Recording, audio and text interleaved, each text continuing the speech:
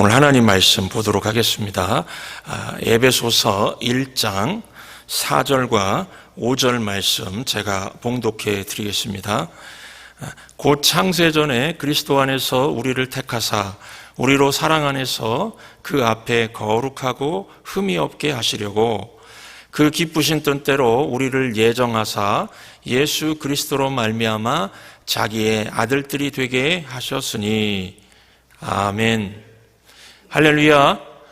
살아계신 하나님께서 이 시간도 우리와 함께 하심을 믿습니다. 오늘은 하나님께 묻는 인생 메시지, 하나님께 묻는 인생 메시지 두 번째 시간으로 사랑받아 마땅한 인생, 이런 제목으로 하나님 말씀 증거하도록 하겠습니다. 지난주에 제가 유튜브 영상 하나를 보게 되었습니다.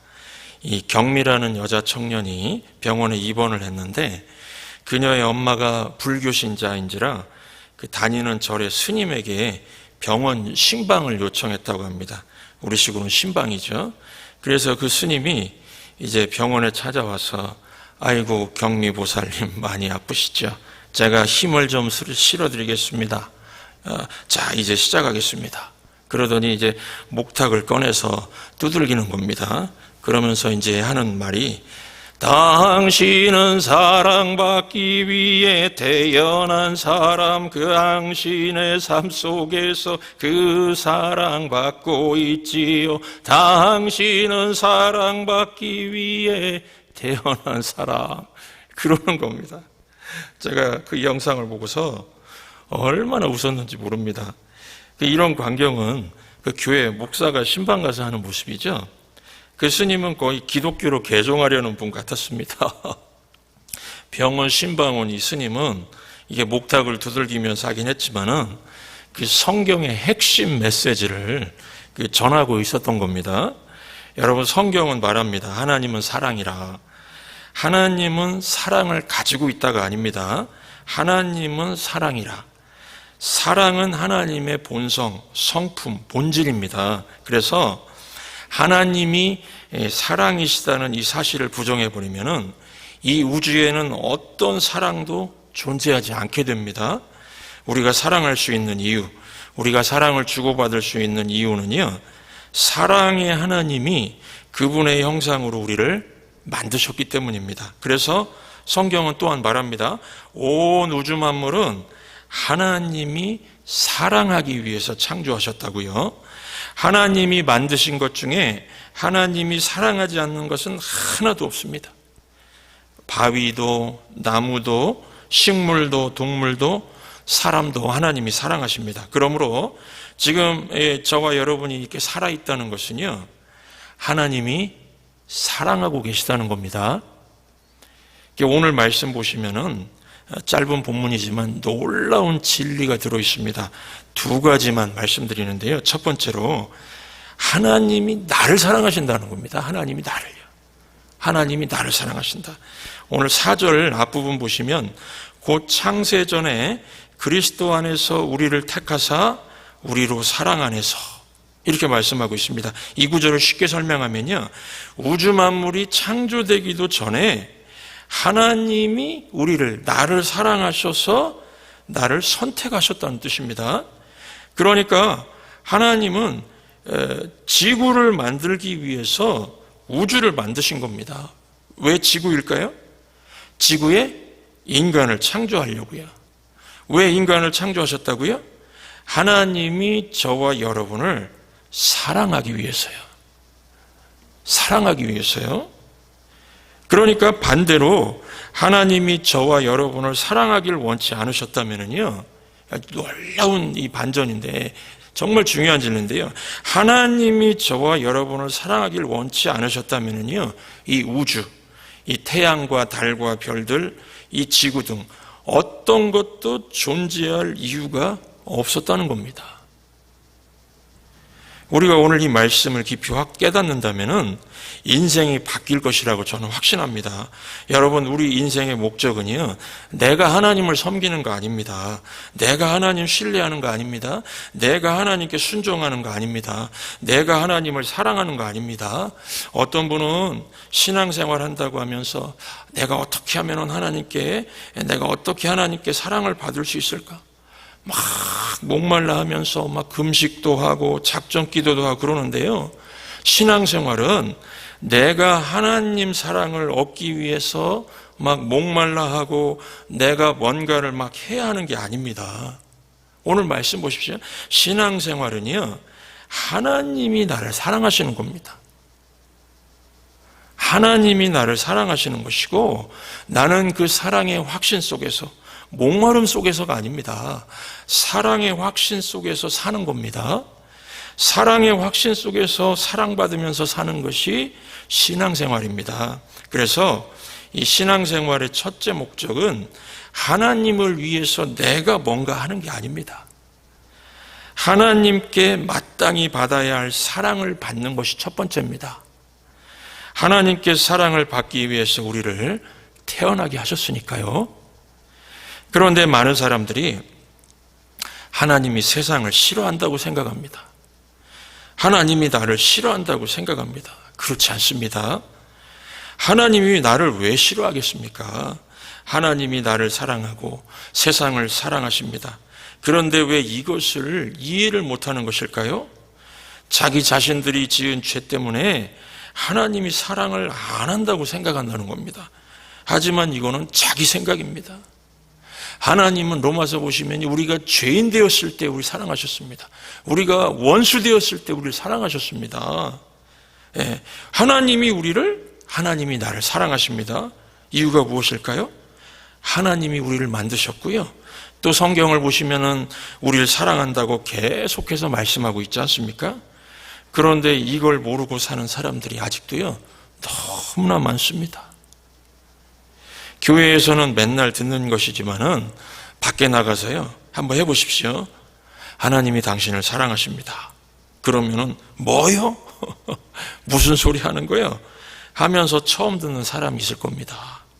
하나님께서 나를 사랑의 대상으로 만들었는데 마귀는 계속 그게 아니다, 그건 헛소리다, 그게 아니다 속이고 있기 때문입니다. 마귀는요, 사람을 망하게 하려고 너를 아무도 사랑하지 않는다 거짓말합니다. 그래서 살 수 없게 만듭니다. 그런데 그렇지가 않습니다. 하나님이 나를 사랑하십니다. 하나님이 여러분들 사랑하십니다. 하나님이 세상을 사랑하십니다. 이게 100% 진리고 그 팩트입니다. 우리 남자아이들 같은 경우는 보면은 어릴 때 장난감 조립하는 거 좋아하죠. 예, 언젠가도 말씀드렸는데 제 큰아들도 어릴 때 이 장난감 조립하는 걸 좋아해서 좀 좋은 걸 사줬는데 어떤 조립품들은 막 복잡해서 굉장히 힘들어했습니다. 힘드니까 이 아이가 울면서 막 조립을 하고 맘대로 안 되니까 막 울면서요, 밥도 안 먹고 오랜 시간을 들여서 조립을 했습니다. 그거 어릴 때 한 거 아직도 자기 방에 있습니다. 버리질 못합니다. 제가 버렸다가는요, 난리가 날 겁니다. 왜 우리 아이가 이걸 못 버리는 거죠? 자기가 만들었으니까요. 너무 사랑스러운 물건입니다. 자기가 만든 건데 버릴 수 없는 겁니다. 여러분, 하나님도 마찬가지입니다. 하나님이 나를 만드셨는데 왜 사랑을 안 하시겠습니까? 하나님이 나를 얼마나 아름답고 유일무이하게 그렇게 만들었는지 아십니까? 얼마나 우리를 그렇게 귀하게 만들었는데요. 세계 인구가 70억이라고 하는데 70억 중에 이 신두현 목사하고 똑같은 사람은 한 사람도 없습니다. 심지어 쌍둥이들도 똑같지 않다고 그러죠. 하나님이 나를 이렇게 유일하게 만드셨는데 마땅히 사랑하신다는 겁니다. 언젠가도 이것도 말씀드렸습니다. 의사들이 하는 얘기가요, 인체의 신비에 대해서 얘기하는 거 보면은 이 눈 밑에 요 애교살이라고 있는데 요 애교살, 이 애교살 밑으로는 주름이 안 생긴다고 그러죠. 그러니까 거기에는 화장품 안 발라도 됩니다. 그래서 이 아이크림은 요 귀퉁이, 요 눈 귀퉁이만 바르죠. 애교살은 이 막이 있어서 안 발라도 주름이 안 생기니까요. 기가 막히게 만드셨습니다. 아름답게 만드셨죠. 또 눈썹도 얼마나 기가 막힙니까? 비가 올 때요, 요 눈썹을 타고 눈에 빗물이 안 들어가게 만드셨어요. 참 감사하죠. 하나님이 우리를 얼마나 정성을 들여서 창조하셨는데요. 엄청난 사랑으로 우리를 만드셨습니다. 그래서 하나님이 우리를 엄청나게 사랑하시는 겁니다. 우리 사람들은요, 조건적으로 사랑하고 힘들면 포기합니다. 힘들면 떠나갑니다. 목사님들 중에도 너무 힘들게 하는 사람이 있으면 포기하는 목사님도 계시답니다. 그렇게 하면 안 되겠지만은 사람인데 이해는 됩니다. 목사가 포기하는 사람을 뭐라고 하냐면요, 목포댁이라고 한답니다. 목포댁. 목사가 포기한 사람. 그렇지만 하나님의 사랑은 그렇지 않습니다. 하나님은 내가 배반해도 사랑하고, 내가 실패해도 사랑하고, 내가 못나도 날 사랑해 주시고요, 내가 죄를 지어도 사랑해 주시고요, 내가 술과 담배를 해도 여전히 사랑해 주십니다. 조금 천국에 일찍 갈 가능성은 많겠지요. 술, 담배 계속 하다 보면. 그러나 다른 건 없습니다. 하나님은 언제나 나를 사랑해 주십니다. 여러분, 저는 이 사랑받기 위해서, 하나님께 사랑받기 위해서 교회 열심히 다니고 예배 열심히 드리고 헌금 열심히 드리는 거 아닙니다. 하나님은 이미 저를 무한히 사랑하고 계시죠. 저를 만드셨으니까요. 사랑의 확신 속에서 신앙생활을 하는 것과 사랑의 확신을 얻기 위해서 신앙생활을 하는 건 다릅니다. 사랑의 확신을 얻기 위해서 교회 나오시는 분은요, 항상 목말라 있고 항상 막 부족함이 느껴지고 뭔가 해야 되는데 그러다가 잘못하면 율법주의자 됩니다. 내가 뭘 해야 하나님께 사랑받는 것처럼요. 하나님의 사랑은 이미 우리 가운데 주어져 있습니다. 하나님은 우리가 잘해도 못해도 사랑하십니다. 오늘 이 말씀 듣고 깨달으시기 바랍니다. 우리는 이미 하나님의 사랑을 받은 존재입니다. 하나님이 나를 사랑하십니다. 그래서 말씀 듣고 성령 안에서 깨닫는 겁니다. 하나님이 내가 태어나기도 전에 나를 선택하셨고 나를 사랑하고 계시는구나 믿으시기 바랍니다. 두 번째로 오늘 본문에서 발견하는 진리는요, 하나님은 나와 인격적인 만남을 즐기신다는 겁니다. 이게 신앙생활할 때 이게 굉장히 중요한데요, 하나님은 나와 인격적인 만남을 즐기신다는 겁니다. 오늘 5절 전반부를 보시면은 그 기쁘신 뜻대로 이런 말씀이 있습니다. 그 기쁘신 뜻대로, 이 말씀은 하나님이 사랑의 대상으로 나를 창조하시고 하나님의 인격과 내 인격에 소통하는 걸 즐거워하신다는 뜻입니다. 한마디로 관계를 즐기신다는 겁니다. 이것이 신앙생활의 핵심입니다. 우리 인생이 하나님 앞에서 해야 할 첫 번째는요, 역할하는 거, 책임지는 거, 규칙 지키는 것이나 의식에 참여하는 것이 아니라 관계입니다. 여러분, 기독교는 종교가 아닙니다. 사람들은 기독교를 자꾸 이 종교로 만들려고 해가지고 규칙을 지키고 절차를 지키고 의식을 만들고 그렇습니다. 그러나 예수님께서 말씀하셨지요. 하나님과의 사랑의 관계다. 내 마음을 다하고 목숨을 다하고 뜻을 다해서 하나님을 사랑하라. 하나님과의 사랑의 관계입니다. 하나님이 독생자 예수님을 보내신 것은 종교가 아니라 하나님과 사랑의 관계를 맺기 위해서였습니다. 하나님과의 사랑을 체험하며 사는 것을 배우기를 원하셨다는 것입니다. 지금도 마찬가지고요. 그러면은 하나님은 저와 여러분과 어떤 관계를 원하실까요? 하나님이 주인이고 여러분은 노예인 관계를 원하실까요? 종의 관계를 원하실까요? 아닙니다. 아니면은 여러분이 하나님의 군사들이 되어서 세상과 싸우는 그런 관계를 원하실까요? 그거 아닙니다. 그러면은 하나님은 보스시고 고용주시고 여러분은 회사원인, 일꾼인, 노동자인 그런 관계를 원하실까요? 아닙니다. 하나님이 원하시는 관계는요, 아들과 딸의 관계입니다. 아들과 딸의 관계입니다. 제가 주의 종이라고 이렇게 고백하지만 이거는 하는 일에 따라서 말하는 거지, 저도 하나님의 자녀죠. 여러분들도 하나님의 딸들, 아들이라는 겁니다. 그 관계를 원하십니다. 다른 말로 하면은 하나님은 우리가 가족이 되길 원하신다는 겁니다.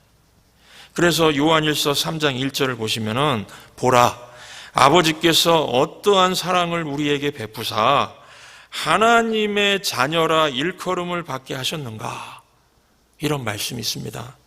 하나님의 자녀라 일컬음을 받게 하셨다는 것은 우리를 자녀라고 명명한다는 겁니다. 자녀다. 종이나 하인, 군사나 회사원이 아니라 자녀라고 부르시고요. 그래서 내 아들 두현아 이렇게 말씀하신다는 거죠. 자녀라고 명명하셨기 때문에 내 아들 두현아 이렇게 부르신다는 겁니다. 그리고 천국의 생명책이 있다고 그러죠. 이게 호적 등본하고 같습니다. 천국의 생명책, 여기에 호적 등록하셨다는 것입니다. 이것이 우리의 존재 가치입니다. 그래서 여러분, 우리 인생은요, 존재하는 첫째 목적이 뭔가를 이루는 게 아닙니다. 우리 자신이 뭔가 되는 것이 아니고, 돈 많이 버는 것이 아니고, 유명해지는 것도 아니고요, 하나님의 사랑을 체험해 가면서 날마다 사는 것입니다.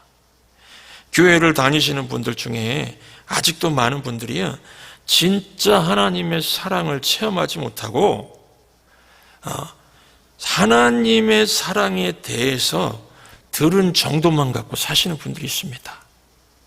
이 하나님의 사랑을 체험하지 못하고요, 하나님의 사랑에 대해서 들은, 이거를 knowledge, 그러니까 지식 수준이라고 그러는데, 하나님의 사랑에 대해서 들은 정도만 갖고 사는 것 같습니다. 아마도 여기 계신 우리 성도님들 중에도 하나님이 날 사랑하신다는 걸 알고 있습니다, 이렇게 말씀하실 겁니다. 하나님이 날 사랑하신다는 걸 알고 있습니다. 그런데 만약에요, 이 말씀하실 때 이거를 덤덤하게 하신다고 그러면은 이거는 아직 하나님 사랑 체험하지 못한 것일 수도 있습니다. 하나님의 사랑을 체험했다면은요, 잠잠할 수가 없습니다. 흥분할 수밖에 없습니다. 만약 이런 게 없다면은 지금 이 머리로는 들었지만은 이 심장, 이 마음까지 전달되지는 않은 것입니다. 많은 분들이 이 머리에서 이 심장, 이 마음까지 이 18인치라고 그러는데, 이 18인치 차이로 천국을 누리질 못하는 분들이 있습니다. 하나님 사랑은요, 먼저 경험하고 느끼는 겁니다. 여러분, 왜 하나님이 저와 여러분을 아들과 딸의 관계로 삼으실까요? 하나님이 날마다 하나님의 사랑을 표현하고 싶으셔서 그렇습니다. 하나님의 사랑은요, 정말 찬란하고 풍성하고 측량할 수가 없습니다. 하나님은 좋은 날에도 나쁜 날에도, 우리가 그 사랑을 느낄 때에도 못 느낄 때에도 변함없이 사랑하십니다. 하나님의 사랑은 멈춘 적이 없습니다. 하나님은요, 내가 어떤 사람이고 무슨 일을 했고 이런 것에 근거해서 조건 보고 사랑하시는 게 아닙니다. 하나님의 성품이 그러셔서 우리를 사랑하시는 겁니다. 우리가 하나님의 사랑을 계산할 수 없지만은 한번 간단히 정리해 보겠습니다. 첫 번째, 하나님의 사랑은 얼마나 넓을까요? 하나님의 사랑이 닿지 않는 곳은 한 군데도 없습니다. 둘째, 하나님의 사랑은 얼마나 길까요? 영원입니다. 영원히 지속되는 사랑입니다. 셋째, 하나님의 사랑은 얼마나 깊을까요? 우리가 어떤 고통과 절망과 문제의 구덩이에 빠져 있어도요, 아무리 깊어도 거기까지 다가오셔서 일으켜줄 수 있는 사랑입니다. 넷째, 하나님의 사랑은 얼마나 높을까요? 우리의 모든 실수들, 배신, 범죄들까지도요, 쫙 하도 높아가지고 싹 덮어버릴 수 있는 그런 사랑입니다. 그래서 하나님의 사랑을 무조건적인 사랑, 끝없는 사랑, 십자가의 사랑이라고 말합니다. 여러분, 우리가 하나님을 얼마나 사랑하는지는 날마다 다를 수 있습니다. 내가 하나님 사랑하는 건 날마다 다를 수 있고, 우리가 어려움이 있으면 흔들릴 수 있습니다. 하지만 하나님의 크고 위대한 사랑은 확실한 것입니다. 로마서 8장 38, 39절 말씀드립니다. 내가 확신하노니, 확신한 거죠. 내가 확신하노니 사망이나 생명이나 천사들이나 권세자들이나 현재일이나 장래일이나 능력이나 높음이나 깊음이나 다른 어떤 피조물이라도 우리를 우리 주 예수 그리스도 안에 그리스도 예수 안에 있는 하나님의 사랑에서 끊을 수 없으리라. 아멘이시죠? 확신한 겁니다. 끊을 수 없으리라. 그러므로 이 두 가지 진리, 하나님이 날 사랑하십니다. 하나님이 날 사랑하신다. 나는 하나님의 아들과 딸이다. 이걸 근거로 몇 가지 적용을 하고 마치겠습니다. 첫 번째, 세상에서 가장 강력한 인생은 그래서 하나님의 자녀로 사는 것, 하나님의 아들과 딸로 사는 것이 확실합니다. 이보다 강력한 인생은 없습니다. 그러면 어떻게 하나님의 자녀가 될 수 있습니까? 요한복음 1장 12절 말씀, 영접하는 자, 곧 그 이름을 믿는 자들에게는 하나님의 자녀가 되는 권세를 주셨으니, 예수님을 내 마음과 내 삶에 영접하면은 하나님의 자녀가 되는 권세를 주시겠다는 성부 하나님 약속입니다. 예수님 영접하면 하나님 자녀가 될 수 있습니다. 두 번째, 우리가 자녀라면은 적어도 삶의 어려움 앞에서 이 공황 상태라고 그러죠. 패닉에 빠지지 말라는 겁니다. 우리가 하나님 자녀라면요. 우리는 우주의 임금 되신 하나님의 자녀니까 왕자와 공주입니다. 그래서 돈 없다고 기죽지 말고 약한 모습 보이지 말라는 것입니다. 높은 사람 앞에서 너무 굽신되지 말고요. 도리어 지금 하나님 나라의 왕자와 공주와 악수하니까 좀 영광으로 하려고 악수할 때도 좀 그런 자부심을 가질 필요가 있습니다. 뭐 성공한 사람 무시하자는 말이 아니고요. 적어도 우리 신분에 맞게 대하자는 겁니다. 우리 신분은 왕자와 공주인데 어떻게 예수 믿는 사람이 구차하게 사느냐는 겁니다. 우리는 하나님의 사랑받는 자녀입니다. 어떤 위기 상황이 와도 그것 때문에 패닉하지 마시기 바랍니다. 우리가 외치고 우리가 하나님 부르면은 하나님이 도와주시니까요. 우리 아버지가 어떤 분이신데요? 우리 아버지가, 우리의 영적인 아버지가 어떤 분이신데요? 어려움 가운데 그냥 패닉 상태에 빠지고 공황 상태에 빠질 수 있느냐는 겁니다. 하나님 아버지는 하나님의 자녀인 우리를요, 모든 위협에서 반드시 보호해 주실 것입니다. 제가 이것을 새롭게 깨달은 게 있었는데, 그 영화 중에 그 동물들을 주인공으로 만들어서 이렇게 등장시키는 영화가 있습니다. 그 베어라고 하는 영화가 오래전에 나왔는데, 제가 이거를 전도 설교할 때 많이 좀 보여주는 영상인데요. 여러분들 이거 한번 보시면은 아주 금방 이해가 되실 겁니다.